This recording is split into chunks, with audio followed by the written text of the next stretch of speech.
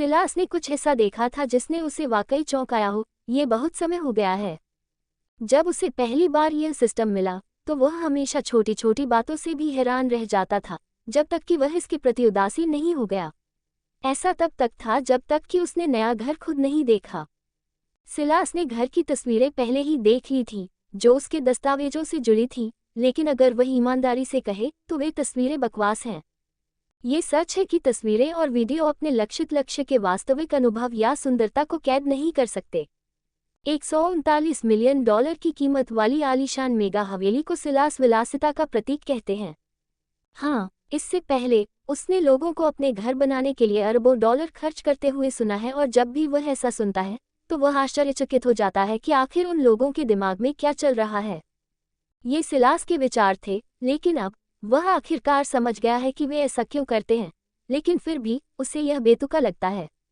Meta हवेली का gate अपने आप खुलने के तुरंत बाद सिलास वापस कार में बैठ गया और अंदर चला गया। उसके अंदर जाने के बाद गेट अपने आप बंद हो गया और क्लिक की आवाज़ आई, जो ये संकेत देती है कि इसे लॉक कर दिया गया है। सिलास ने कार पार्क की और बाहर निकला, और जो उसने देखा उससे वह दंग रह गया। वाह! उसे याद आया कि जब वह विला देखने गया था और उसने जो देखा उसे शब्दों में बयां करना कितना मुश्किल था। उसके बाद उसने सोचा कि वह इससे बेहतर कुछ कभी नहीं देख पाएगा, लेकिन वह इतना गलत नहीं हो सकता था। उसके सामने की संपत्ति वास्तव में उसकी सांस रोक देने वाली थी। एस्टेट का सिर्फ बाहरी दृश्य ही उसे अवाक कर देता है, और वह अंदर से क्या क्या देखने को मिलेगा इसका अनुमान लगाने से खुद को रोक नहीं पाता। मुस्कुराते हुए सिलास एस्टेट के सामने के दरवाजे की ओर चला गया। दरवाजे के सामने खड़े होकर सिलास ने अपनी उंगलियां दरवाजे के बगल में फिंगरप्रिंट स्कैनर पर रखीं, और उसने एक बीप दी जो ये संकेत था कि इसे अनलॉक कर दिया गया है। सिलास ने सुरक्षा उपायों पर सिर हिलाया और मुस्कुराते हुए उसने दरवाज़ा खोला और एस्टेट में चला गया। सिलास ने संपत्ति का पूरा और विस्तृत दौरा करने का फैसला किया क्योंकि इसमें उसकी काफ़ी दिलचस्पी थी। योजना के अनुसार संपत्ति का पूरा और विस्तृत दौरा करने में सिलास को 6 घंटे से ज़्यादा का समय लगा, और उसके बाद जब वह हवेली की छत पर स्थित जकूज़ी में सिर्फ अपने बॉक्सर के साथ लेटा था तो उसने जो कहा वह ये था कि यह संपत्ति उसने अब तक देखी सबसे अच्छी संपत्ति है। हवेली 3 स्तरों में विभाजित है: मुख्य स्तर, निचला स्तर और ऊपरी स्तर। मुख्य स्तर वह है जो गेट से अंदर जाने के तुरंत बाद दिखाई देगा। मुख्य स्तर पर 2 लिविंग एरिया हैं, औपचारिक लिविंग एरिया और नियमित लिविंग एरिया। मुख्य स्तर पर 2 रसोई भी हैं, एक कस्टम स्टोन बार जो औपचारिक लिविंग एरिया में निर्बाध रूप से बहता है, एक हाथ से नक्काशीदार पत्थर की जालीदार चिमनी जो यहाँ एक केंद्र बिंदु के रूप में कार्य करती है। मुख्य स्तर पर वास्तव में इमारत के अधिकांश मुख्य आकर्षण स्थित हैं। मुख्य स्तर के रहने वाले क्षेत्रों में कई मोटर युक्त फ्लीटवुड पॉकेट दरवाजे हैं जो स्वचालित रूप से खुलते हैं, जो पीछे के आंगन की ओर ले जाते हैं जहां अनंत किनारे वाला पूल है। पूल के किनारे कई पूलसाइड लाउंज कुर्सियां हैं जो देखने में ऐसी लगती हैं जैसे उन्हें किसी नौक से उतारा गया हो, या शायद इसलिए क्योंकि उन्हें वास्तव में किसी नौक कंपनी द्वारा कस्टम मेड किया गया हो। प्रॉपर्टी के दस्तावेज में उन्हें जो जानकारी मिली है उसके अनुसार हर एक फर्नीचर, आखिरी फर्नीचर तक, सिर्फ इसके लिए कस्टम मेड है। यही कारण है कि सिलास हर फर्नीचर पर प्रॉपर्टी का लोगो देखता है। दरअसल जिस चीज़ ने सिलास को पूरी तरह से हैरान कर दिया वह पूल के बगल में लगी 23 फीट की LED स्क्रीन जो एक बटन के स्पर्श से ऊपर उठ सकती है। आप पूल के बगल में पूलसाइड लाउंज कुर्सियों में से किसी एक पर बैठकर फिल्म देख सकते हैं या कोई गेम खेल सकते हैं, साथ ही ठंडी पहाड़ी हवा और डाउनटाउन लॉस एंजल्स के नज़ारे का आनंद भी ले सकते हैं। बढ़िया है न? साथ ही पूल के बगल में 30 लोगों का लाउंज क्षेत्र है जिसमें एक फायर पिट है। मुख्य स्तर पर एक शानदार सर्पिल सीढ़ी भी है जो ऊपर और नीचे जाती है। सर्पिल सीढ़ी के नीचे 18 फुट ऊंची छत के साथ 12,000 वर्ग फुट का मनोरंजन क्षेत्र है। साथ ही निचले स्तर पर मनोरंजन क्षेत्र में वास्तव में एक बॉलरूम है। सुविधाओं में एक कस्टम बार, वाणिज्यिक ग्रेड खानपान सुविधाएं, 1050 बोतल वाइन सेलर, एक सिगार लाउंज जिसमें अपना स्वयं का वेंटिलेशन सिस्टम है, और एक सब-जीरो वोडका चखने का कमरा भी शामिल है। पागल! निचले स्तर का सबसे दिलचस्प हिस्सा जिसने सिलास को चौंका दिया वह एस्टेट की सबसे अनूठी विशेषताओं में से एक है, एक 12 कार स्वचालित डिस्प्ले ऑटो एलिवेटर।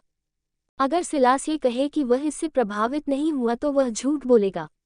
स्वचालित डिस्प्ले कार एलिवेटर को मालिक के फ़ोन में इंस्टॉल किए गए एक सॉफ्टवेयर से नियंत्रित किया जा सकता है, जिससे व्यक्ति अपनी पसंद की कार चुन सकता। मुख्य स्तर पर एक सिंगल कार गैराज और 3 कार गैराज तथा स्वचालित डिस्प्ले एलिवेटर के बगल में 9 कार गैराज स्थित है।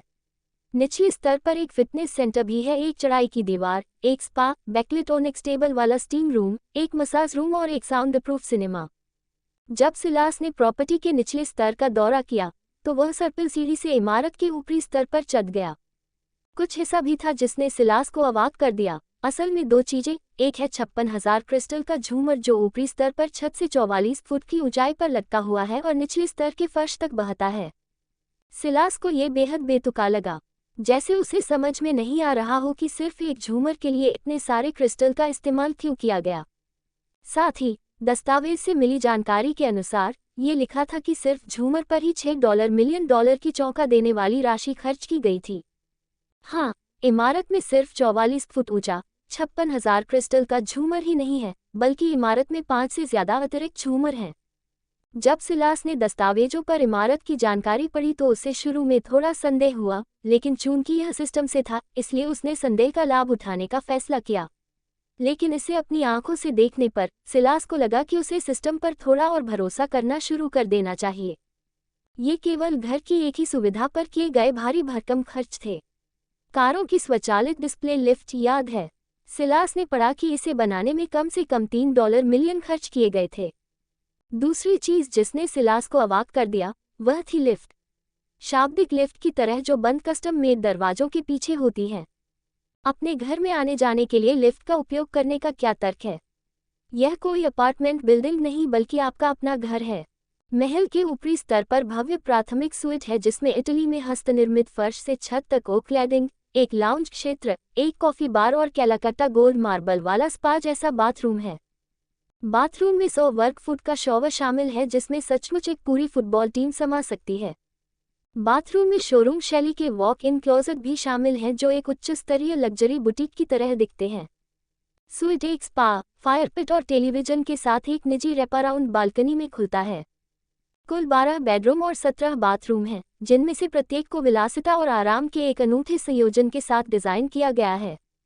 संपत्ति के बारे में अधिक जानकारी में केयरटेकर निवास और एक अलग अतिथि सुइट भी शामिल है जो कर्मचारियों या आगंतुकों के लिए पर्याप्त स्थान प्रदान करता है।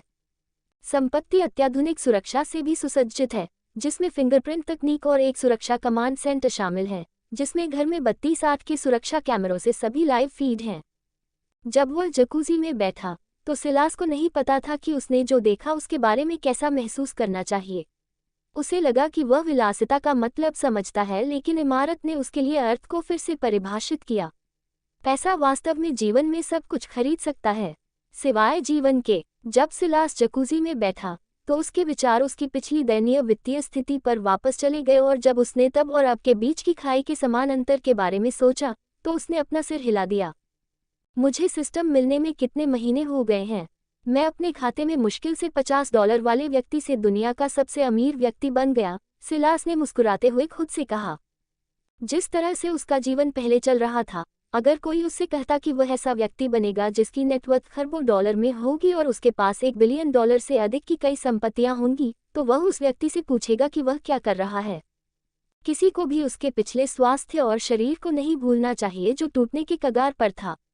उसके बेहद खराब और औसत से भी नीचे के आंकड़े जो एक ऐसी कुरूपता से पूरे थे जिससे लोगों को उल्टी आने लगती थी। वह पहले वाला सिलास था। अगर पहले और वर्तमान को एक साथ रखा जाए तो कोई भी यह विश्वास नहीं करेगा कि वह एक फेंके गए कचरे जैसा दिखता है। ये भी अविश्वसनीय है कि ये सारे बदलाव 4 महीने से थोड़े ज्यादा समय में हुए। जब सिलास ने ये सब सोचा तो उसके चेहरे पर मुस्कान आ गई और उसके विचार हवेली की ओर चले गए। उसके मन में हवेली में जाने का विचार है, लेकिन ओकलैंड और सेंट जोस के नए घर के बीच की दूरी ऐसी चीज नहीं है जिसे वह नजरअंदाज कर सके। उसके लिए ये तब से अलग नहीं है जब वह न्यूपोर्ट बीच के विला में रहता था। न केवल दूरी बल्कि यह तथ्य भी कि वह वेनेजुएला की यात्रा करने की योजना बना रहा है ताकि देश पर कब्जा करने की उसकी योजना में देरी करने वाले कमीनों को हरा सके। उसे संदेह है कि उसे हवेली में मिलने वाली विलासिता का आनंद लेने के लिए पर्याप्त समय मिलेगा। चूंकि उसके पास दिन भर करने के लिए कुछ नहीं है, इसलिए सिलास ने अपने पास मौजूद सीमित चीजों में से हवेली में मिलने वाली चीजों का आनंद लेने के लिए समय निकालने का फैसला किया। जकूजी में मौज मस्ती करने के बाद सिलास उठ खड़ा हुआ और थोड़ी नींद लेने के लिए ऊपरी मंजिल पर मास्टर बेडरूम में चला गया। हालांकि उसे भूख नहीं थी, लेकिन वह खुद खाना चाहता था, लेकिन हवेली के साथ आने वाले उपकरणों को छोड़कर यह फिलहाल खाली था। सिलास तब तक सोता रहा जब तक कि एलेक्स को स्कूल से लेने का समय नहीं आ गया। वह बाहर निकल गया, बिस्तर से उठकर कपड़े पहने। काम पूरा करने के बाद उसने अपना फोन उठाया और कुछ देर तक इधर उधर घूमता रहा, फिर मुस्कुराया और हवेली के मुख्य तल पर चला गया। मुख्य तल पर स्थित दालान में सिलास ने एक नियमित कस्टम मेड दरवाज़ा खोला और एक कमरा खोला जिसमें कोएनिक्स एक गेमरा था। दौरे के दौरान जब वह निचले तल पर गया और निचले गराज में खड़ी खूबसूरत लग्जरी कारों की कतार देखी, तो सिलास ने अपनी सवारी बदलने का फैसला किया। ऐसा नहीं है कि कैमेरो एक कम अच्छी कार है, लेकिन वह अपनी नई कारों में से एक को परखने से खुद को रोक नहीं पाया और जब वह अपने फ़ोन से खेल रहा था तो उसने गेमरा को ऊपर लाने और कैमेरो को नीचे उतारने के लिए स्वचालित डिस्प्ले एलिवेटर को नियंत्रित किया। सिलास कमरे में चला गया, जो कि एकमात्र गराज है, और कार में बैठ गया। कार के अंदर सिलास ने कार के इंटीरियर को महसूस करने और उसकी प्रशंसा करने के लिए अपना समय लिया। उसने जो देखा उससे वह प्रभावित हुआ। हालांकि वर्तमान में उसके पास 20 से ज़्यादा कारें हैं, लेकिन सिलास ने उनमें से बहुत कम ही चलाई हैं। कार की प्रशंसा करने के बाद सिलास ने उसे स्टार्ट किया और गैराज का दरवाज़ा अपने आप खुल गया, जिससे सिलास के चेहरे पर मुस्कान आ गई। न केवल गैराज का दरवाज़ा बल्कि गेट भी अपने आप खुल गया। पैसे के साथ खेलने का ये बिल्कुल नया तरीका है, सिलास ने मुस्कुराते हुए कहा और घर से बाहर निकल गया। उसके बाहर निकलने के बाद गैराज का दरवाज़ा और गेट एक क्लिक के साथ अपने आप बंद हो गए। बाहर निकलने के बाद सिलास ने ये देखने की जहमत नहीं उठाई कि गेट बंद हो गया या नहीं, क्योंकि वह पहले से ही जानता था कि हवेली में सुरक्षा व्यवस्था कितनी परिष्कृत है, और वह तुरंत एलेक्स के स्कूल की ओर चल पड़ा। ऑकलैंड पहुंचने में सिलास को 5 घंटे से ज़्यादा लगे और एलेक्स के स्कूल पहुंचने में कुछ और मिनट लगे। जब वह लॉस एंजल्स और ओकलैंड की सड़क से गुजरा तो लोगों के सिर सिलास की ओर मुड़े हुए थे, क्योंकि वे स्ट्रीमलाइन हरे रंग की स्पोर्ट कार की एक झलक पाने की कोशिश कर रहे थे। एलेक्स के स्कूल में पहुंचते ही सिलास ने जल्दी ही आसपास के सभी लोगों का ध्यान अपनी ओर खींच लिया। जब उन्होंने कार देखी तो वे आश्चर्यचकित हो गए और उन्हें सिलास की याद आ गई। वे वास्तव में एक और स्पोर्ट कार देखकर आश्चर्यचकित थे, क्योंकि हाल ही में उन्होंने केवल सिलास की ही कार देखी है। सिलास द्वारा एलेक्स को स्कूल से लगातार छोड़ने और लेने की हाल की हरकतों के कारण स्कूल के आसपास के बच्चे और वयस्क उससे और उसकी सवारी से कुछ हद तक परिचित हो गए थे, क्योंकि वे दोनों ही अद्वितीय थे। वे ये देखने के लिए उत्सुक थे कि वह व्यक्ति कौन है जो इतनी अच्छी दिखने वाली कार खरीद सकता है। जैसे ही उन्होंने देखना जारी रखा, उन्होंने देखा कि एक बहुत ही परिचित चेहरे वाला व्यक्ति कार से बाहर निकल रहा है। जब उन्होंने उसे देखा तो उनके चेहरे पर भाव कुछ इस तरह बदल गए कि मानो कह रहे हों, मैंने भी यही सोचा था। जब सिलास कार से बाहर निकला तो उसने देखा कि एलेक्स उसकी ओर आ रहा है। अरे, तुम कैसे हो? जब एलेक्स उसके सामने आया तो सिलास ने पूछा, जबकि वह अपने बालों को बिखेर रहा था। ठीक है, तुम्हें नई कार मिली है? एलेक्स ने पूछा और सिलास ने सिर हिलाया। हाँ, चलो अंदर आओ, सिलास ने कहा, और एलेक्स ने सिर हिलाया और दूसरी तरफ चला गया। दरवाजा खोला और अंदर चला गया। एलेक्स के अंदर जाने के बाद सिलास भी अंदर आया, कार स्टार्ट की और आसपास के लोगों की ईर्ष्या भरी निगाहों को पीछे छोड़ते हुए चला गया। कुछ मिनट बाद वे घर पहुंचे और एलेक्स अपने कमरे में चला गया, जबकि सिलास उनके लिए खाने के लिए कुछ तैयार करने चला गया। दोपहर के भोजन के बाद दोनों घर के आसपास आराम करते रहे, जबकि बाकी दिन जल्दी ही बिना किसी घटना के बीत गया। सप्ताह भी जल्दी ही बिना किसी घटना के बीत गया और आज प्रस्तावित था कि किम ने सेंट जोस के सिलिकॉन वैली में घर देखने की योजना बनाई थी। एक हरे रंग की लग्जरी स्पोर्ट कार ग्लेनव्यू ड्राइव में एक इमारत के सामने आकर रुकी। अगले ही पल कार के दरवाजे खुले और 3 व्यक्ति, एक अधेड़ उम्र की महिला, एक युवक और एक लड़का, कार से बाहर निकले। जो लोग स्पोर्ट कार के लोकप्रिय निर्माण और अवधारणाओं से अधिक परिचित हैं, उनके लिए ये स्वीकार करना थोड़ा मुश्किल होगा कि एक स्पोर्ट कार में 4 व्यक्ति बैठ सकते हैं। हालांकि इस पर विश्वास करना कठिन है, लेकिन ये सच है क्योंकि हरे रंग की स्पोर्ट कार दुनिया की 4 सीटों वाली स्पोर्ट कार में से एक है, कोएनिक्स एक गेमरा। तीनों व्यक्ति इमारत के प्रवेश द्वार की ओर चले गए और युवक आगे बढ़ा और दरवाजा खोल दिया, जिससे वे घर में प्रवेश कर सकें। ये ठीक लग रहा है। पहले मुझे ये देखने दो कि ये दिखने में जितना कार्यात्मक है उतना ही है या नहीं, मध्यम आयु वर्ग की महिला ने कहा और घर के चारों ओर देखने के लिए चली गई। महिला के जाने के बाद युवक ने अपने बगल में खड़े लड़के को देखा। एलेक्स, चारों ओर देखना चाहते हैं, उसने पूछा, और एलेक्स ने सिर हिलाया। एलेक्स को सिर हिलाते हुए देखकर सिलास ने एलेक्स का हाथ पकड़ा और उसे घर के चारों ओर ले जाकर जांचना शुरू कर दिया। एलेक्स को पहले से ही पता था कि वे जल्द ही घर बदलने वाले हैं, क्योंकि उसे सिलास ने पहले ही बता दिया था। यही कारण था कि जब वे घर देखने आए तो उन्हें आश्चर्य नहीं हुआ, लेकिन उन्हें लगा कि घर बहुत बड़ा है। जब सिलास ने एलेक्स को घर के चारों ओर घुमाना समाप्त किया तो उसने देखा कि किम ने भी घर की जांच कर ली है और लिविंग एरिया में उनका इंतजार कर रही है। तो आपको क्या लगता है? सिलास ने किम से पूछा, घर के बारे में उसकी राय जानना चाहता था। किम ने सिलास के जवाब में सिर हिलाया। सवाल, उसने घर को देखने के लिए अपना समय लिया और उसने जो देखा उससे वह पूरी तरह प्रभावित हुई। उसके लिए घर उतना ही उपयोगी है जितना कि यह सुंदर दिखता है। इसमें वह सब कुछ है जो उसे एक घर से चाहिए और यही कारण है कि वह इसे स्वीकार कर रही है। यह एकदम सही है। मुझे लगता है कि हमें जल्द से जल्द इसमें चले जाना चाहिए, किम ने कहा और सिलास को एक जानकार नज़र से देखा। सिलास ने किम के चेहरे पर नज़र डाली और समझ गया कि इसका क्या मतलब है। उसने घर इसलिए खरीदा क्योंकि वह चाहता था कि वे डैनियल की पहुंच से दूर रहें, और चूंकि किम को घर ठीक लगता है इसलिए वह चाहती है कि वे जल्द से जल्द इसमें चले जाएं, जो कि वह उसे दे रहा था। ठीक है, तो मैं मूविंग कंपनी को बुलाता हूँ। तुम लोग यहाँ रह सकते हो जबकि मैं घर वापस जाकर सब कुछ ठीक कर दूंगा, सिलास ने कहा और जाने ही वाला था कि उसने किम की आवाज़ सुनी और उसे दरवाजे की ओर जाते देखा। सिलास, मैं भी घर जाना चाहता हूँ। मुझे भी कुछ काम निपटाने हैं, किम ने कहा। ठीक है, सिलास ने सिर हिलाते हुए कहा और घर से बाहर चला गया। उसके पीछे किम और एलेक्स भी थे। सिलास द्वारा कार स्टार्ट करने से पहले वे तीनों कार में बैठ गए और वापस ओकलैंड चले गए। वापस आते समय गियर और फोन के बीच कनेक्शन का उपयोग करते हुए सिलास ने मूविंग कंपनी को एक टेक्स्ट संदेश भेजा जिसने क्वांटम कंप्यूटर को वापस ले जाने में उसकी मदद की थी। टेक्स्ट संदेश भेजने के कुछ मिनट बाद उन्हें उनसे एक उत्तर मिला जिसमें कहा गया था कि वे आ रहे हैं।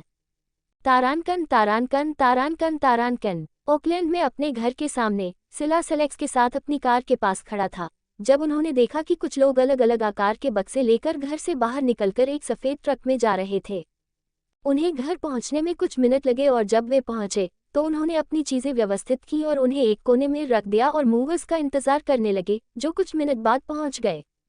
मूवर्स के आने के बाद सिलास और एलेक्स बाहर चले गए जबकि मूवर्स ने सामान को बक्सों में पैक करना शुरू कर दिया और किम ये देखने के लिए जांच कर रही थी कि सब कुछ ठीक से हो गया है या नहीं।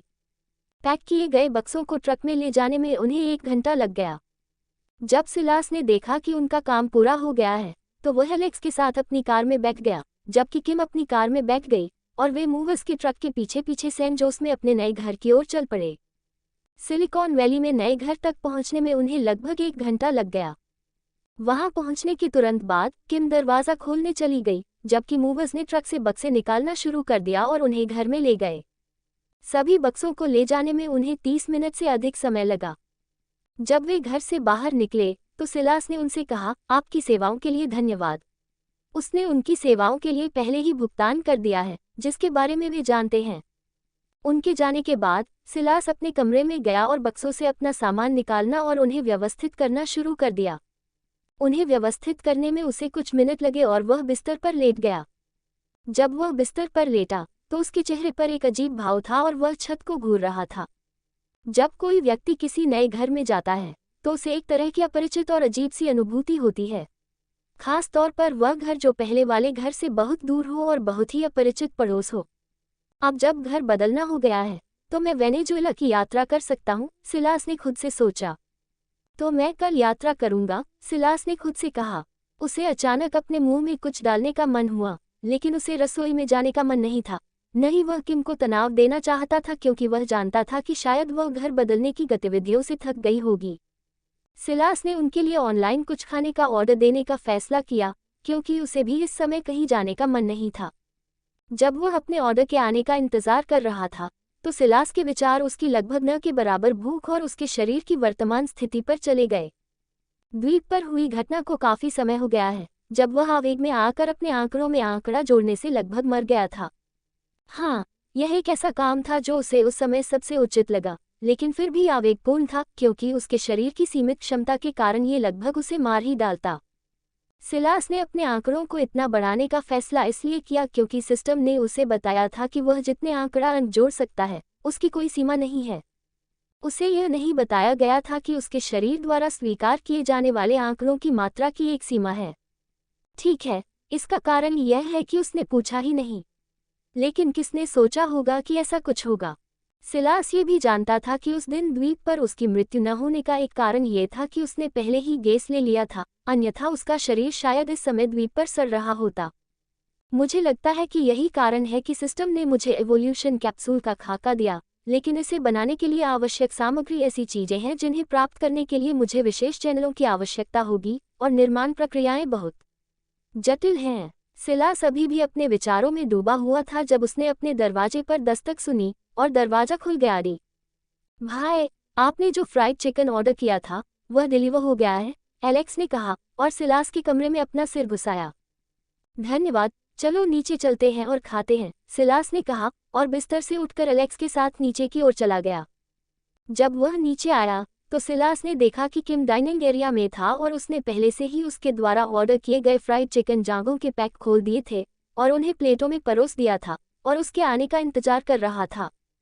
सिलास टेबल की ओर चला गया और अपनी सीट पर बैठ गया, उसके पीछे एलेक्स भी बैठ गया। बैठने के बाद उन्होंने फ्राइड बोनलेस चिकन जांघों में से अपनी पसंद चुनना शुरू किया और खाना शुरू कर दिया। खाते समय सिलास ने उन्हें वेनेजुएला की अपनी योजनाबद्ध यात्रा के बारे में बताने का फैसला किया। मैं कल वेनेजुएला जा रहा हूँ, सिलास ने चिकन का एक निवाला खाते हुए कहा। मुंह में चिकन का स्वाद लेते हुए उसने थोड़ी देर के लिए अपनी आंखें बंद कर लीं। उसे नहीं पता कि उसे फ्राइड चिकन क्यों नहीं मिल पाता या वह उसे खाने से क्यों थक जाता है। तुम वहाँ कब तक रहोगे? किम ने पूछा। उसने सवाल का जवाब देने की जहमत नहीं उठाई क्योंकि वह जानती थी कि वह हमेशा की तरह बिजनेस के लिए कारण बताएगा। यही कारण है कि उसने ये पूछने का फैसला किया कि वह अपनी यात्रा पर कितने समय तक रहने की योजना बना रहा है। मुझे नहीं पता, लेकिन मुझे वापस आने में कुछ समय लगेगा, सिलास ने जवाब दिया। ठीक है, किम ने सिर हिलाते हुए कहा और अपनी प्लेट में फ्राइड चिकन जांघ खाना जारी रखा। सिलास ने एलेक्स की ओर देखा, उसे उम्मीद थी कि वह कोई सवाल पूछेगा, लेकिन जब उसने देखा कि वह अपने हाथ में चिकन जांघ खाने पर अधिक ध्यान केंद्रित कर रहा था, तो सिलास मुस्कुराया। वे चुपचाप अपना खाना खाते हैं और जब उनका खाना खत्म हो जाता है तो किम एलेक्स की मदद से टेबल साफ करती है, जबकि सिलास अपने कमरे में चला जाता है। बाकी दिन बिना किसी घटना के बीत गया और आखिरकार अगली सुबह हो गई। सिलास उठा, फ्रेश हुआ और नाश्ते के लिए नीचे जाने से पहले खुद को तैयार किया। नाश्ता करने के बाद वह कार में सवार होकर ओकलैंड अंतर्राष्ट्रीय हवाई अड्डे के लिए रवाना हो गया। एक बहुत ही सुंदर युवती जो दक्षिण कोरिया की मूल निवासी लगती है, रनवे के पास खड़ी थी, जबकि विमान रुकने के लिए टैक्सी कर रहा था। रुकने के बाद विमान का यात्री द्वार खुला और एक युवक उसमें से बाहर निकला और हवाई सीढ़ियों से नीचे उतरा। मास्टर, स्वागत है, युवती ने युवक से कहा। धन्यवाद, लूना, युवक ने कहा और हवाई अड्डे के टर्मिनल की ओर चलना शुरू कर दिया। लूना, आपकी वर्तमान प्रगति क्या है? उसने टर्मिनल से गुजरते हुए पूछा और हवाई अड्डे के वीआईपी सेक्शन से होते हुए उसके प्रवेश द्वार तक गया। जब हमने सरकार के सबसे निचले स्तर से शुरू करने का फैसला किया तो हमने बहुत प्रगति हासिल की। साथ ही हमें सत्ता के शीर्ष स्तर पर बैठे कुछ लोगों से कुछ प्रतिरोध भी मिल रहा है, लूना ने कहा और आगे बोलने से पहले रुक गया। एक और बात, हम इतनी महत्वपूर्ण प्रगति हासिल नहीं कर पाए हैं। इसका वास्तविक कारण यह है कि श्री उस्माइरोबिस मुझे बल प्रयोग करने की अनुमति नहीं देते हैं। अगर मैं बल प्रयोग करके उन सभी को एक एक करके बाहर निकाल सकता तो ये बहुत आसान होता, लूना ने कहा। लूना की बातों को समझते हुए सिलास ने सिर हिलाया और हवाई अड्डे के प्रवेश द्वार के बाहर खड़ी रोल्स रॉयस घोस्ट की पिछली सीट पर बैठ गया, उसके पीछे लूना भी था। उनके बैठने के बाद ड्राइवर ने कार स्टार्ट की और होटल की ओर चला गया जिसे लूना ने पहले से ही सिलास के लिए आरक्षित कर रखा था। लूना, क्या तुमने श्री उस्माइरोबिस को बल प्रयोग करने की अपनी योजना के बारे में बताया? सिलास ने पूछा। हाँ, मैंने बताया था, लेकिन उन्होंने कहा कि अगर हम बिना किसी संभावित रक्तपात के चुपचाप अपना उद्देश्य पूरा कर सके तो वे इसे पसंद करेंगे, लूना ने उत्तर दिया। लूना की बात सुनकर सिलास ने सिर हिलाया और वह खुद से यह पूछे बिना नहीं रह सका कि क्या श्री उस्माइरोबिस द्वारा लूना को बल प्रयोग करने की अनुमति न देने का कोई गहरा कारण है। वह समझता है कि अगर श्री यूस्माइरोबिस दूसरों को डराने के लिए उनकी देखभाल करना चाहते हैं, लेकिन श्री यूस्माइरोबिस के एक छिपे हुए वैश्विक संगठन से जुड़ाव और उनकी बेटी के बारे में उनके साथ उनके इतिहास को देखते हुए सिलास को लगा कि इसमें कुछ और भी है। लूना, क्या आपने श्री यूस्माइरोबिस से उनके कारणों के बारे में पूछा? सिलास ने पूछा। हाँ, लेकिन उन्होंने कहा कि उन्हें लगा कि यह सबसे अच्छा तरीका होगा, लूना ने जवाब दिया। लूना की प्रतिक्रिया सुनकर सिला को पता चल गया कि श्री यूस्माइरोबिस के निर्णय में निश्चित रूप से कुछ और भी था। सिलास ने फैसला किया कि वह उसे फ़ोन करेगा और उससे इस बारे में पूछेगा। वह किसी भी चीज़ के साथ जोखिम नहीं लेना चाहता, नहीं वह अंधेरे में रहना चाहता है, क्योंकि वह सब कुछ अपने नियंत्रण में रखना चाहता है। तारानकन तारानकन तारानकन। कुछ मिनट बाद कार आखिरकार एक होटल के प्रवेश द्वार के सामने रुकी। सिलास और लूना कार से बाहर निकले और होटल में चले गए। रिसेप्शन स्टैंड पर चेक इन करने की जहमत उठाए बिना वे दोनों पेंटहाउस की विशेष लिफ्ट में चढ़ गए और उसके सूट में चले गए। पेंटहाउस में जाने के बाद सिलास ने श्री यूस्माइरोबिस को कॉल करने का फैसला किया। नमस्ते श्री सिलास, वेनेजुएला में आपका स्वागत है।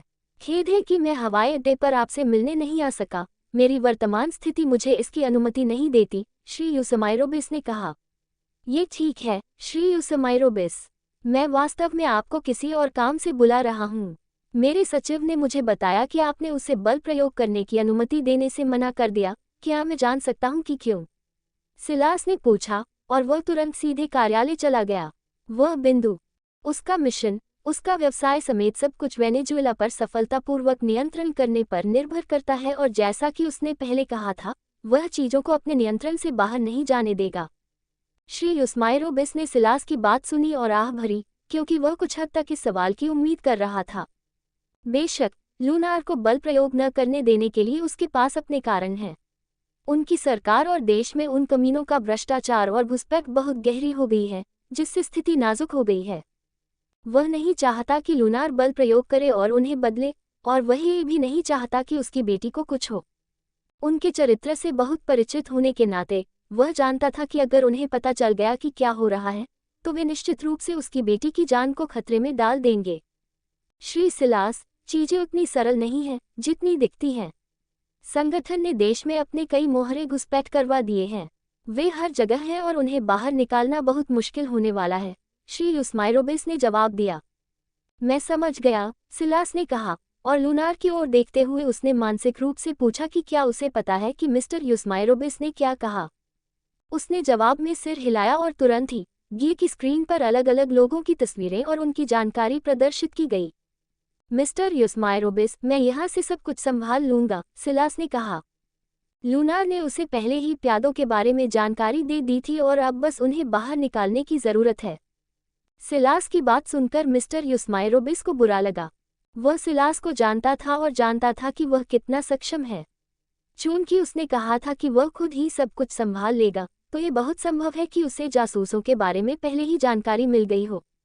उसे लगा कि सिलास तूफान खड़ा करने वाला है और वह उसे रोकना चाहता था, लेकिन वह जानता था कि ऐसा करना बहुत असंभव होगा। साथ ही उसने अपनी बेटी की स्थिति के बारे में भी सोचा। वह कैसे एक टैंक में डूबी हुई है और उन कमीनों द्वारा सिर्फ उसकी महाशक्ति के कारण उस पर प्रयोग किया जा रहा है। जब उसने ये सोचा तो उसकी आंखों में एक धधकता गुस्सा भड़क उठा और उसकी मुट्ठियां कसकर बंद हो गईं। ठीक है, तो मैं सब कुछ आप पर छोड़ता हूँ मिस्टर सिलास। मुझे उम्मीद है कि जल्द ही कुछ नतीजे देखने को मिलेंगे, मिस्टर यूस्माइरोबिस ने मुस्कुराते हुए कहा। बेशक, आपको बहुत जल्द कुछ नतीजे देखने को मिलेंगे। साथ ही मैं चाहता हूं कि आप आज आधी रात तक आपातकाल की स्थिति घोषित कर दें। मैं चाहता हूं कि कल तक सेना बाहर आ जाए और हर जगह गश्त करे। उन्हें ये सुनिश्चित करना चाहिए कि कोई भी अंदर न आए और कोई भी बाहर न जाए। चलो उन चूहों को वह दे जिसके वे हकदार हैं, सिलास ने कहा। मैं वही करूंगा जो तुम कहोगे, मिस्टर यूस्माइरोबिस ने मुस्कुराते हुए कहा और फोन रख दिया। लूना, सूची में शामिल सभी लोगों के डिवाइस को ट्रैक करना शुरू करो। मैं हर समय उनका सटीक स्थान जानना चाहता हूँ। कल ही वह दिन है, सिलास ने कहा और पेंटहाउस की खिड़की की ओर चल दिया। मैं आपकी प्रतिक्रिया देखना चाहता हूँ जब आप देखेंगे कि आपके मोहरे धोखा खा रहे हैं, सिलास ने मुस्कुराते हुए अपने आप से सोचा। सिलास के साथ कॉल समाप्त होने के बाद श्री उस्माइरोबिस ने तुरंत सेना के मेजर जनरल को कॉल किया और उनसे कहा कि वे किसी भी समय उनका आदेश प्राप्त करने के लिए तैयार रहें, और उन्होंने फ़ोन काट दिया। उन्होंने ये स्पष्ट नहीं किया कि उनके आदेश क्या होंगे, नहीं उन्होंने मेजर जनरल को पूछने का मौका दिया। उन्हें इस बात की चिंता नहीं थी कि उनके आदेशों का पालन नहीं किया जाएगा, क्योंकि उनका आदेश देश के सर्वोच्च रैंक के सैन्यकर्मी जनरल इन चीफ का आदेश है। वास्तव में उन्हें लगा कि यह अच्छा होगा यदि उनके आदेश की अनदेखी की जाए, क्योंकि इससे उन्हें सेना को साफ करने का एक सही बहाना और अवसर मिलेगा, ऐसा कुछ जो वे बहुत लंबे समय से करना चाहते थे। उन्होंने सभी सैन्य प्रमुखों को भी कॉल किया और उनसे उनके आदेश का इंतजार करने को कहा। श्री उस्माइरोबिस ने अपने सहायक को अपने कार्यालय में बुलाते हुए और भी तैयारियां की। गुस्तावो, सभी मीडिया हाउस को सूचित करें और उन्हें बताएं कि मैं आज आधी रात तक राष्ट्रव्यापी प्रसारण करूंगा, श्री उस्माइरोबिस ने कहा। सहायक श्री गुस्तावो को आश्चर्य हुआ जब उन्होंने सुना कि श्री उस्माइरोबिस आधी रात तक राष्ट्रव्यापी प्रसारण करने का इरादा रखते हैं। उन्हें याद नहीं है कि आखिरी बार राष्ट्रपति ने वास्तव में कब भाषण दिया था या अपने कार्यालय से बाहर निकले थे, और अब वे राष्ट्रव्यापी प्रसारण करना चाहते हैं। उन्हें लगा कि कुछ गड़बड़ है। ये हाल ही में कुछ सरकारी अधिकारियों के बारे में कई खबरों के अलावा है जो हाल ही में सामने आई हैं। श्री गुस्तावो उत्सुक थे, लेकिन उन्होंने पूछने की हिम्मत नहीं की, क्योंकि उन्हें पता था कि देश में एक अंधकार में अंतर्धारा है। उन्होंने तुरंत कार्यालय छोड़ दिया, जैसा उन्हें बताया गया था वैसा करने के लिए। तैयारी करने के बाद श्री उस्माइरोबिस ने आह भरी और अपनी सीट पर वापस लेट गए। तारानकन तारानकन तारानकन पेंट हाउस में सिलास भी अपनी तैयारी कर रहा था। जब तक श्री उस्माइरोबिस जैसा कहते हैं वैसा ही करते हैं, उन्हें यकीन है कि वे कीटों को जल्दी से जल्दी साफ कर पाएंगे। सिलास को इस बात की चिंता नहीं थी कि चीजें गलत हो जाएंगी, क्योंकि उसने पहले से ही सब कुछ सोच लिया था। उसने महसूस किया कि सबसे बुरी बात ये हो सकती है कि कुछ बच निकलना होगा, ऐसा कुछ जो उसे लगता है कि लगभग असंभव है। उसे इस बात की भी चिंता नहीं थी कि उन्हें किसी तरह के प्रतिशोध का सामना करना पड़ेगा, क्योंकि उसे उम्मीद नहीं थी कि यह आसान होगा। वह ये भी जानता था कि अगर वह जो करने जा रहा है उसकी खबर बाहर आ गई तो वे उसे मार डालेंगे। कुछ देशों, खास तौर पर प्रथम विश्व देशों और कुछ विश्व संगठनों का ध्यान आकर्षित करने की संभावना है, लेकिन उन्हें थोड़ा सा ध्यान आकर्षित करने की चिंता नहीं थी। ये देखते हुए कि चीजें कितनी नाजुक हैं, सिलास को लगा कि उन देशों और संगठनों से उन्हें मिलने वाली सबसे खराब प्रतिक्रिया उनके कार्यों की निंदा करने वाला भाषण होगा। श्री उस्माइरोबिस की बेटी की स्थिति के बारे में सिलास ने इस पर भी विचार किया।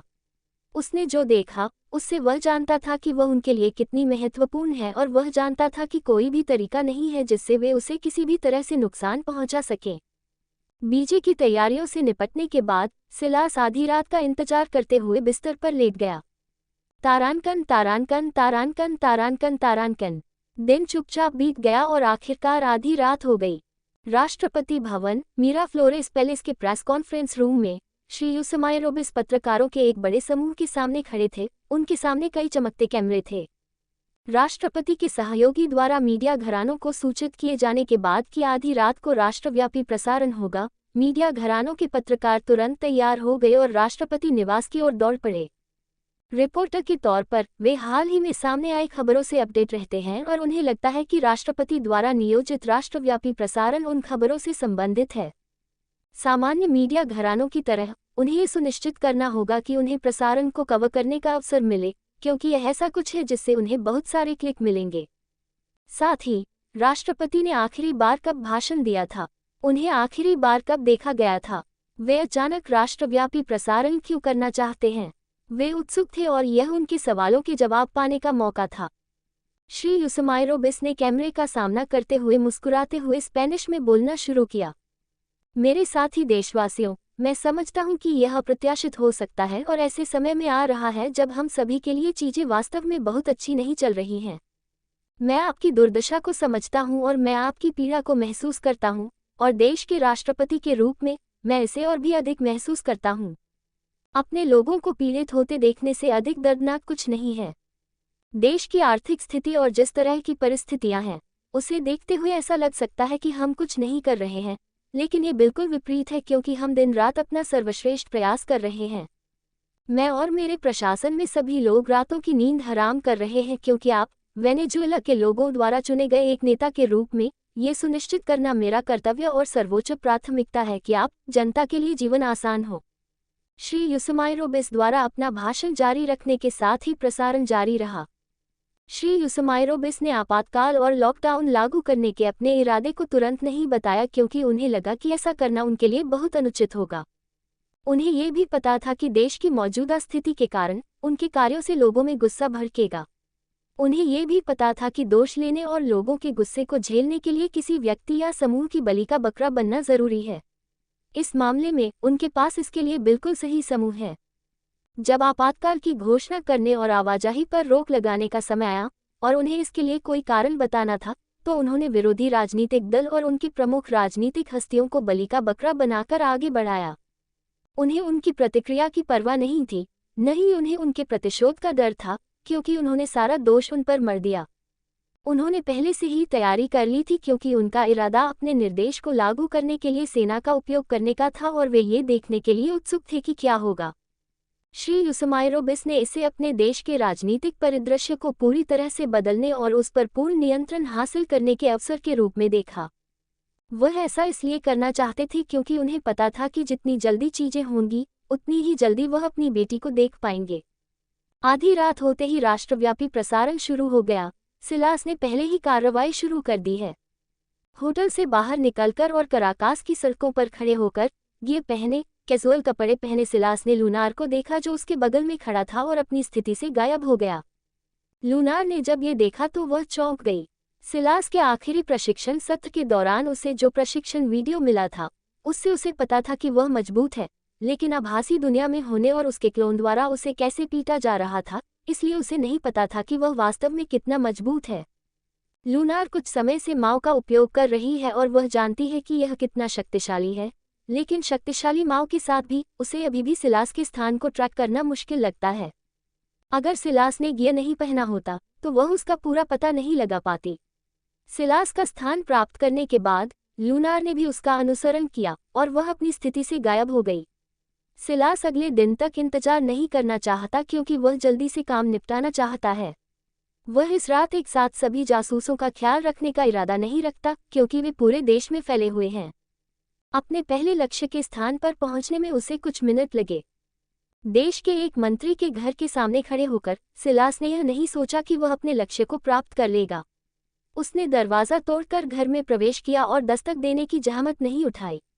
वह अपनी हरकतों से चुप रहने की योजना नहीं बना रहा था।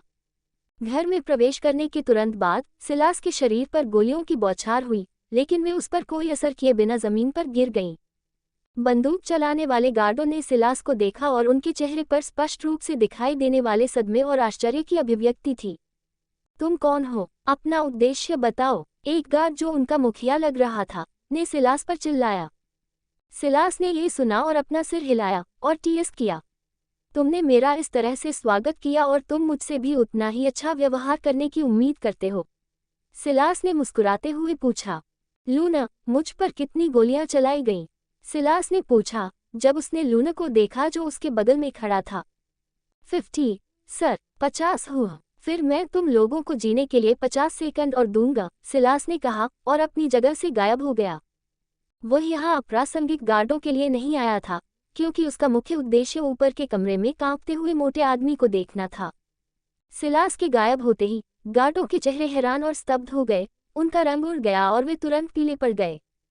उन्होंने टूटे हुए दरवाजे को देखा और भागने के बारे में सोचा, लेकिन वे जानते थे कि वहां खड़ी शैतानी खूबसूरत महिला के साथ ऐसा करना असंभव था।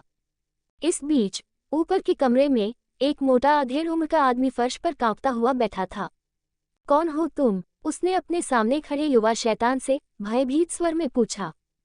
मैं कोई ऐसा व्यक्ति हूँ जो तुम्हें वह आराम देने के लिए यहाँ आया हूँ जिसके तुम हकदार हो। अलेजेंड्रो उस समय थोड़ा डरा हुआ था। उसे समझ में नहीं आ रहा था कि इतना युवा अमेरिकी उसके कमरे में कैसे और क्यों है। उसे हाल ही में थोड़ी बेचैनी महसूस हो रही थी और हाल ही में सामने आई थोड़ी परेशान करने वाली खबरों ने इसे और बढ़ा दिया था। युवक को देखकर उसे लगा कि वह शायद कॉन्ट्रैक्ट किलर है, लेकिन उसके सामने जो बच्चा है उसमें कॉन्ट्रैक्ट किलर जैसी कोई आभा नहीं है। जासूसी के धंधे में लंबे समय से शामिल होने के कारण वह कई तरह के लोगों से मिल चुका है, लेकिन उसे नहीं पता कि उस बच्चे को किससे या किस संगठन से जोड़ा जाए। यही कारण है कि उसने लड़के से उसकी पहचान पूछी, लेकिन उसे जो जवाब मिला उससे उसे समझ में आ गया कि उसके लिए चीजें वाकई अच्छी होने वाली हैं। वह ये सोचे बिना नहीं रह सका कि उसे खत्म किया जा रहा है, लेकिन क्यों? उसने वह सब किया है जो उसे करने को कहा गया था और उसने देश की राजनीतिक सीढ़ी पर अपना रास्ता बनाया है। फिर उसकी जान को क्यों खतरा है? सिलास ने अपने सामने मोटे अधेड़ उम्र के आदमी को देखा और हल्के से अपना सिर हिलाया। ऐसा लगता है कि वह देश में लगाए गए डिस्पोजेबल जासूसों से बहुत ज्यादा उम्मीद कर रहा था। यहाँ आने से पहले उसकी मूल योजना उसे परलोक में भेजने की थी, लेकिन चाहे वह कितनी भी योजना क्यों न बना ले, वह ऐसा करने का कोई रास्ता नहीं खोज पा रहा है। अपनी कंपनी में पकड़े गए जासूसों के विपरीत वेनेजुएला में जासूस पूरी तरह से नए स्तर पर हैं, क्योंकि चीजें अधिक जटिल और नाजुक हैं। भले ही वह उन्हें मारने के लिए खुद को तैयार नहीं कर सकता, लेकिन सिलास जानता था कि उसे अभी भी उनके बारे में कुछ करना है। उन्हें देश में, उसके क्षेत्र में बेतहाशा भागते हुए छोड़ना और उपद्रव करना असंभव है। सिलास ने एक पल के लिए इसके बारे में सोचा और निर्णय लिया। चूंकि वह उन्हें मार नहीं सकता, इसलिए वह उनसे जो भी छोटी मोटी जानकारी प्राप्त कर सकता है, उसे प्राप्त करने के लिए उन्हें यातना देगा। मुस्कुराते हुए सिलास ने एलेजांद्रो के चेहरे पर मुक्का मारा, जिससे वह बेहोश हो गया। जब वह बेहोश हो गया तो सिलास ने उसे उठाया और अपने कंधे पर लाद लिया और कमरे से बाहर निकलकर नीचे की ओर चला गया। जब वह वापस रहने वाले क्षेत्र में आया तो सिलास ने सुरक्षा गार्ड और लूनार को स्थिर देखा। सिलास ने इमारत से बाहर निकलते समय उन पर ध्यान देने की जहमत नहीं उठाए, अभी भी उस आदमी को अपने कंधे पर उठाए हुए था। पहरेदारों ने देखा कि सिलास अपने बॉस को उठा रहा था, जो अपने जुनून के कारण अविश्वसनीय रूप से भारी था और इतना बेफिक्र होकर चल रहा था कि उसे उस आदमी के वास्तविक वजन का गलत आभास हो रहा था। उनके मन में अपने बॉस को बचाने का विचार आया, लेकिन वे इतने मूर्ख नहीं थे। उन्होंने आज रात बहुत सी चौंकाने वाली चीजें देखी थीं और वे जानते थे कि रात में उनके बचने की संभावना बहुत कम थी, यहाँ तक कि असंभव भी। मास्टर, मुझे उनके साथ क्या करना चाहिए? लूनार ने पूछा, जब उसने सिलास को घर से बाहर निकलते देखा। जैसा आप चाहें, सिलास ने कहा और घर के बाहर खड़ी एक कार की ओर चल दिया। हाँ मास्टर, लूनार ने अपने सामने खड़े सुरक्षा गार्डों को देखा और मुस्कुराए, और अगले ही पल वह अपनी जगह से गायब हो गई। सुरक्षा गार्ड ये देखकर चौंक गए और बुरी तरह डर गए। वे जानते थे कि लूनार मजबूत है, क्योंकि अगर वह मजबूत नहीं होती तो उसके लिए उस युवक के पीछे चलना असंभव होता, लेकिन वे नहीं जानते थे कि वह इतनी मजबूत है। भागो! उनमें से एक ने आखिरकार अपना आपा खो दिया और चिल्लाया और दरवाजे की ओर भागा। दुर्भाग्य से वह अगले ही पल जमीन पर गिर गया। उसका शरीर कुछ पलों के लिए ऐंठता रहा और फिर आखिरकार निढाल हो गया। दूसरों ने ये देखा और उनके चेहरे और भी पीले पड़ गए। उनकी आंखों का रंग पूरी तरह से उड़ गया और उनके चेहरे पर एक पागलपन भरा भाव दिखाई दिया। चेहरा। उन्हें पता था कि वे मरने जा रहे हैं, लेकिन उन्हें उम्मीद थी कि वे सम्मान के साथ मरेंगे। कप्तान ने अपने एक आदमी को जमीन पर गिरते देखा, बिना हिले डुले, और उसके सिर में एक भयंकर गुस्सा भड़क उठा। जमीन पर पड़ा व्यक्ति सिर्फ उसका आदमी नहीं था, वह उसका साला था, उसकी छोटी बहन का पति था और इस कुतिया ने उसे मार डाला। जोड़! एक दहाड़ के साथ उसने बिना किसी लक्ष्य के चारों ओर हवा में गोलियां चलानी शुरू कर दी। उसे उस समय किसी और चीज की परवाह नहीं थी, क्योंकि वह बस इतना चाहता था कि कम से कम उस कुतिया को मार सके जिसने उसके परिवार के सदस्य को मार डाला। उसकी हरकतें बेकार गई क्योंकि अगले ही पल वह भी अपने साले के साथ जमीन पर आ गया। कुछ पलों के लिए उसका शरीर ऐंठता रहा और फिर आखिरकार लंगड़ा हो गया। बाकी सुरक्षा गार्डों ने ये देखा और उन्होंने अपनी बंदूकें जमीन पर गिरा दी। वे किसी ऐसे व्यक्ति से कैसे लड़ सकते हैं जिसे वे देख नहीं सकते? कोई इतना शक्तिशाली व्यक्ति जो उन्हें बिना देखे मार सकता है, वे कैसे विरोध करेंगे? उन्होंने अपनी किस्मत को स्वीकार कर लिया और अगले ही पल लूनार ने उन्हें उनके रास्ते पर भेज दिया। जब लूनार घर से बाहर निकला तो 10 शव जमीन पर बेजान पड़े थे। उनकी मौत का कारण अज्ञात था। तुमने क्या किया? सिलास ने पूछा जब उसने लूनार को घर से बाहर निकलते देखा। हाँ मास्टर। अच्छा, चलो चलते हैं, हमें अभी और चूहे पकड़ने हैं, सिलास ने कहा जब उसने लूनार को कार में बैठते देखा, इससे पहले कि वह गैस पर पैर रखता। सिलास तुरंत अगले जासूस के स्थान पर नहीं गया।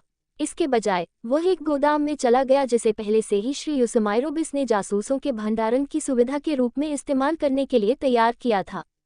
जब वे वहां पहुंचे तो उन्होंने उस कार को खड़ा किया जिसमें श्री एलेजांद्रो थे और दूसरी कार में बैठ गए जो पहले से ही तैयार थी। उस रात बहुत हंगामा हुआ क्योंकि सरकार और पूरे देश में महत्वपूर्ण लोगों की एक बड़ी संख्या बिना कोई निशान छोड़े गायब हो गई और उनके गायब होने के बाद बेजान शव पीछे रह गए। अगले दिन की सुबह पूरे देश में कोहराम मचा हुआ था। देश के इतने सारे राजनीतिक लोगों और अमीर लोगों के गायब होने से सवाल उठना लाजिमी है। हर कोई घबराया हुआ था, खास तौर पर आम लोग जिनके पास कुछ भी नहीं था। देश में इतना तनाव था कि अगर पिछली रात से ही कर्फ्यू और लॉकडाउन न लगाया जाता तो अपराध दर में भारी उछाल आ जाता। मीडिया में बहुत ही परेशान करने वाली खबरें भरी हुई थी और सरकार की ओर उत्सुक निगाहें लगी हुई थी। आम लोग सबसे ज्यादा प्रभावित हुए क्योंकि कर्फ्यू की वजह से उनमें से ज्यादातर की आजीविका का स्रोत खत्म हो गया था और अब उन्हें अपने दिल में हमेशा डर के साथ घर के अंदर रहना होगा। हालांकि उनमें से कुछ खुश थे क्योंकि उन्हें लगा कि कोई व्यक्ति या लोगों का समूह जो सरकार से थक चुका था अब खड़ा हो रहा है। श्री यूसमेरोबिस ने स्थिति को देखते हुए तुरंत कार्रवाई की और एक और प्रेस कॉन्फ्रेंस बुलाई। देश के राष्ट्रपति और लंबे समय से राजनीति में रहे व्यक्ति के रूप में अपनी पहचान के अनुरूप श्री यूसमेरोबिस ने स्थिति को पूरी तरह से नियंत्रित कर लिया। उन्हें पिछली रात ही सिलास ने सूचित कर दिया था और उन्होंने अपना भाषण तैयार कर लिया था। उन्होंने एक लंबा और प्रभावशाली भाषण तैयार किया जिसमें गायब हुए लोगों और जो गायब हो जाएंगे उन लोगों को खलनायक बनाने वाले अपराध को दर्शाया गया। उन्होंने दूसरी प्रेस कॉन्फ्रेंस का उपयोग सेना को देखते ही गोली मारने का आदेश देने के अवसर के रूप में किया ताकि बाहर दिखने वाले किसी भी व्यक्ति को मार दिया जाए। नए आदेश के साथ देश की सीमा को बंद कर दिया गया और पूरी तरह से बंद कर दिया गया। हवाई अड्डा बेहद शांत था, भूमि सीमा पूरी तरह से सशस्त्र सैन्य कर्मियों से घिरी हुई थी और बंदरगाह सुनसान था। कोई सोच सकता है कि देश युद्ध की ओर जा रहा है क्योंकि उनके कार्यों को लगभग बढ़ा चढ़ाकर पेश किया गया था। उनके आसपास के देश भी हाई अलर्ट पर थे क्योंकि वेनेजुएला की हरकतें ऐसी नहीं थीं जिन्हें वे अनदेखा कर सकते थे। देश में तनाव थोड़ा कम हुआ लेकिन सिलास और श्री यूसमेरोबिस दोनों जानते थे कि यह तो बस शुरुआत थी।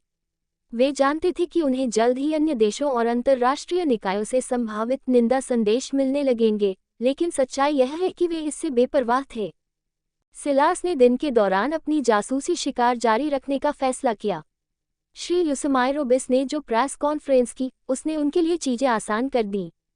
पिछली रात डायपर लगाने वाले लोगों के लिए एक बहुत ही ठोस कारण दिए जाने के बाद श्री यूसमेरोबिस ने सिलास की सहायता के लिए सेना को बुलाने का फैसला किया क्योंकि वे उसके पीछे पीछे घूमते थे। बेशक उनके लिए उसका पता लगाना असंभव था। उनका काम रसद के रूप में कार्य करना और सिलास के बाद सफाई करना था।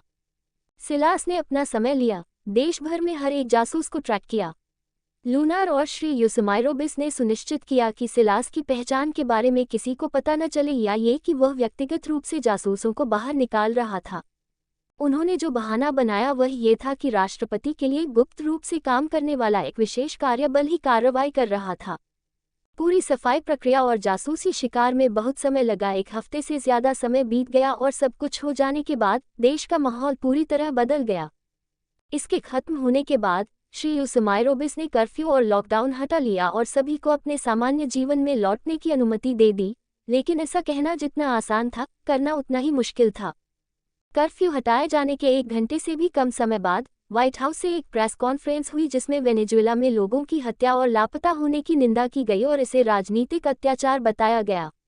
उन्होंने सरकार से उनकी हत्याओं और लापता होने के वास्तविक कारणों को बताने के लिए भी कहा या फिर भारी प्रतिबंधों का सामना करने का जोखिम उठाने के लिए कहा।